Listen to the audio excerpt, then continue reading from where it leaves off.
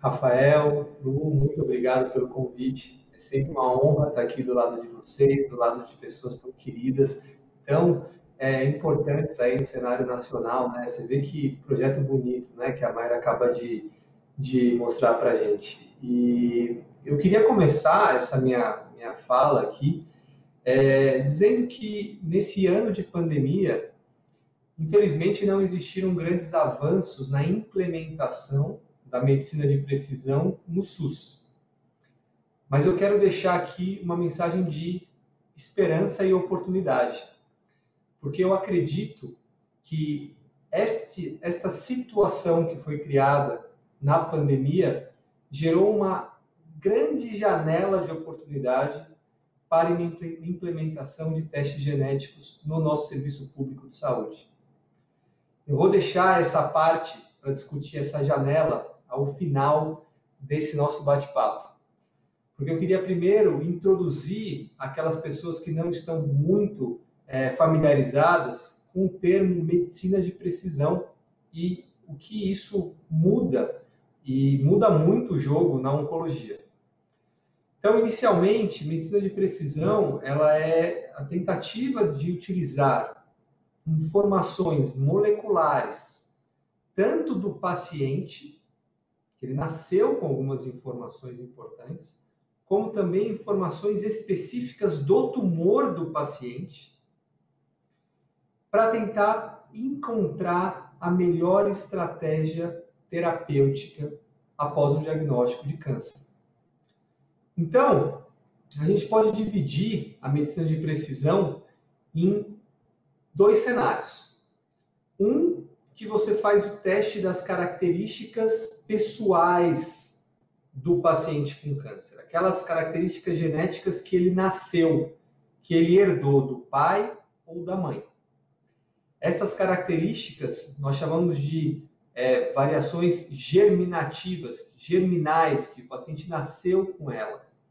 E nós sabemos hoje que existem alguns genes que podem ser responsáveis por proteger alguns órgãos contra câncer. Do mesmo jeito que existem genes que têm a função de determinar qual é a cor dos nossos olhos, qual é a cor dos nossos cabelos, existem genes responsáveis por proteger órgãos contra câncer. Nas últimas 3 décadas, evoluções muito grandes no conhecimento sobre esses genes, que são genes supressores de tumor, aconteceram.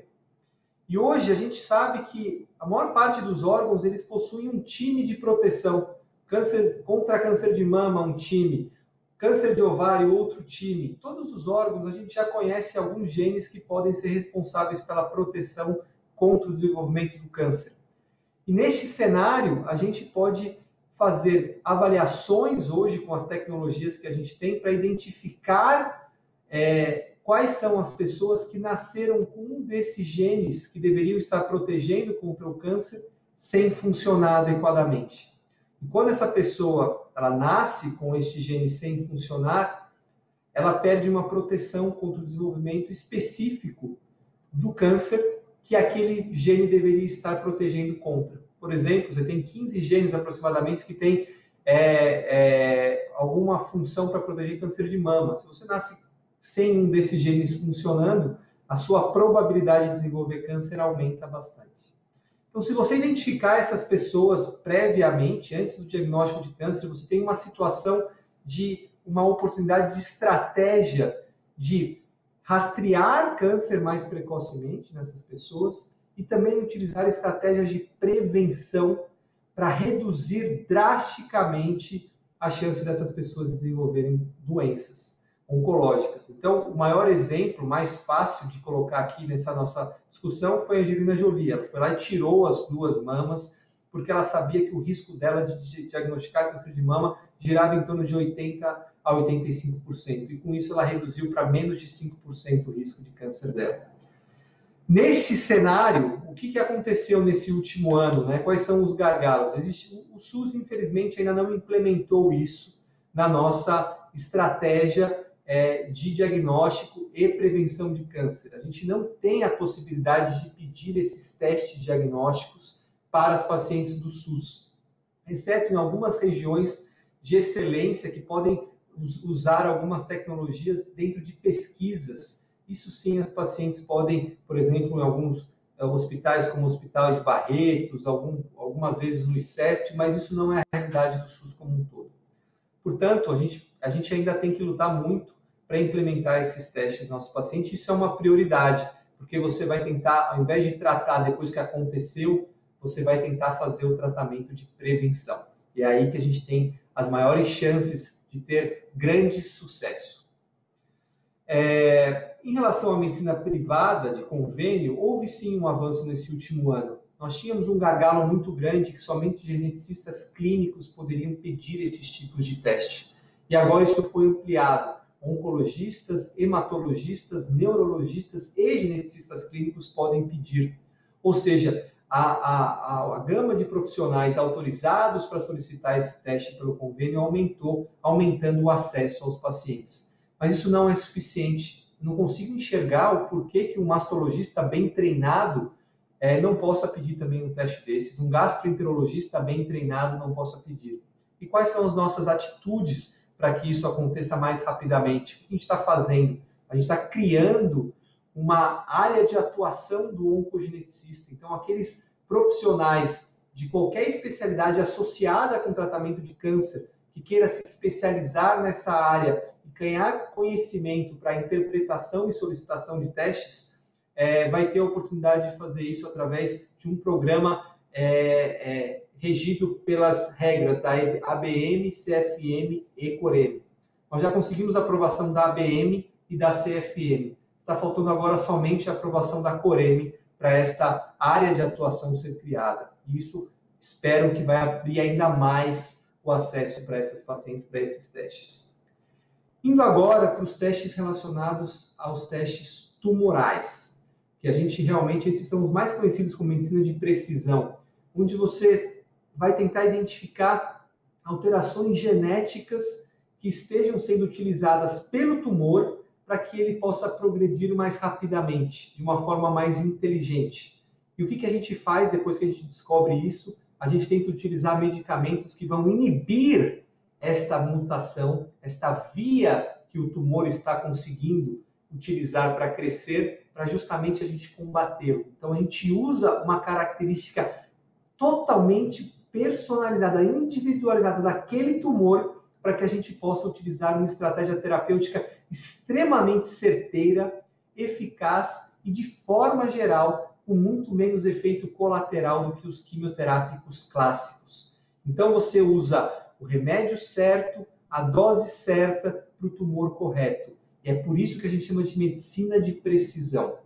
O maior exemplo de sucesso de medicina de precisão nos tumores sólidos é o câncer de pulmão. Hoje a gente tem inúmeros biomarcadores que nós podemos pesquisar, mutações nos tumores que diferenciam muito o nosso tratamento e, sem dúvida, mostram caminhos de extremo sucesso para tratamentos com pacientes que inicialmente eram metastáticos e agora a gente está tendo até eficácia em tratamentos aqueles pacientes que foram submetidos a cirurgias e que podem utilizar esse medicamento para evitar recidivas da doença no tratamento adjuvante.